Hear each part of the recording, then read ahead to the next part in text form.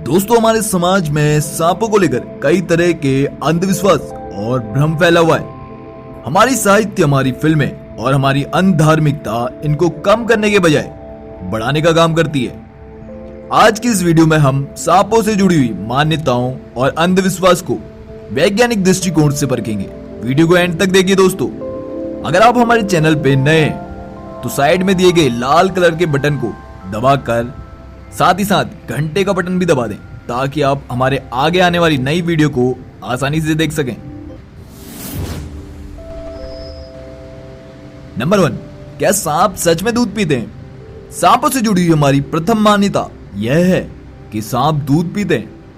यहां तक कि हम नाग पंचमी और अनेक अवसरों पर इन्हें दूध पिलाते भी हैं। तो क्या यह वैज्ञानिक दृष्टिकोण से सही है? इसका जवाब है बिल्कुल नहीं। जीव विज्ञान के अनुसार सांप पूरी तरह से मांसाहारी जीव है। ये मेढक, चूहे, पक्षियों के अंडे व अन्य छोटे मोटे जीवों को खाकर अपना पेट भरते हैं। दूध इनका प्राकृतिक आहार नहीं है। सपेरे को जब भी सांप को दूध पिलाना होता है तो वह इन्हें भूखे प्यासे रखते हैं। भूखे प्यासे सांपों के सामने जब दूध लाया जाता है तो वह इसे पी लेते हैं, लेकिन ये कभी कभी सांपों की मौत का कारण बन जाता है। नंबर 2, क्या यह सच है सांप अपने साथी की मौत का बदला लेते हैं? हमारे समाज में ऐसी मान्यता है कि यदि कोई मनुष्य किसी सांप को मार दे तो मरे हुए सांप की आंखों में मरने वाले की तस्वीर उतर आती है, जिसे पहचान कर सांप का साथी उसका पीछा करता है और उसे काट कर वह अपने साथी की हत्या का बदला लेता है। यह सांपों से जुड़ी हुई एक ऐसा अंधविश्वास है जिसका हमारे यहाँ कहानियां और फिल्मों में जमकर इस्तेमाल हुआ है। लेकिन यदि हम बात वैज्ञानिक दृष्टिकोण से करें तो इसे तनिक मात्रा में ही सच्चाई नहीं है। सांप उल्फ बुद्धि वाले जीव होते हैं जिनका मस्तिष्क इतना विकसित नहीं होता कि किसी घटनाक्रम को याद रख सके और बदला ले। जीव विज्ञान के अनुसार जब कोई सांप मरता है तो वह अपने गूदा द्वार से एक खास तरह की गंध छोड़ता है जो उस प्रजाति के अन्य सांपों को आकर्षित करती है। इस गंध को सूंघकर अन्य सांप मरे हुए सांप के पास आते हैं, जिन्हें देखकर यह समझ लिया जाता है कि अन्य सांप अपने मरे हुए सांप की हत्या का बदला लेने आए। नंबर 3, क्या सांप सच में बीन की धुन सुनकर नाचते हैं? खेल तमाशा देखने वाले कुछ लोग सांपों को अपनी बीन की धुन पर नचाने का दावा करते हैं, जबकि यह पूरी तरह से अंधविश्वास है क्योंकि सांपों के तो कान ही नहीं होते। दरअसल ये मामला सांपों की देखने और सुनने की शक्तियों और क्षमताओं से जुड़ा है। सांप हवा में मौजूद ध्वनि, तरंगों और प्रतिक्रिया नहीं दर्शाते, पर धरती की सतह से निकले कंपनों को वे निचले जबड़े में मौजूद एक खास हड्डी के जरिए ग्रहण कर लेते हैं। सांपों की नजर ऐसी है कि वे केवल हिलती डुलती वस्तुओं को देखने में अधिक सक्षम है बजाय स्थिर वस्तु के। सपेरे की बीन को इधर उधर लहराता देखकर नाग उस पर नजर रखता है और उसके अनुसार ही अपने शरीर को लहराता है और लोग समझते हैं कि सांप बीन की धुन पर नाच रहा है।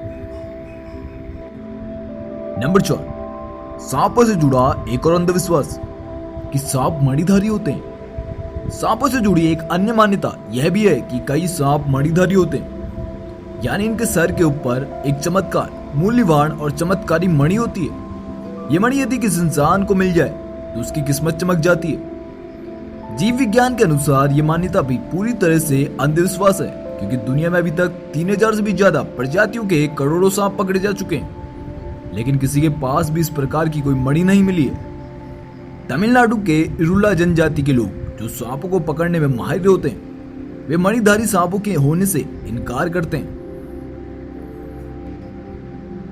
नंबर 5, ऐसा कैसे हो सकता है?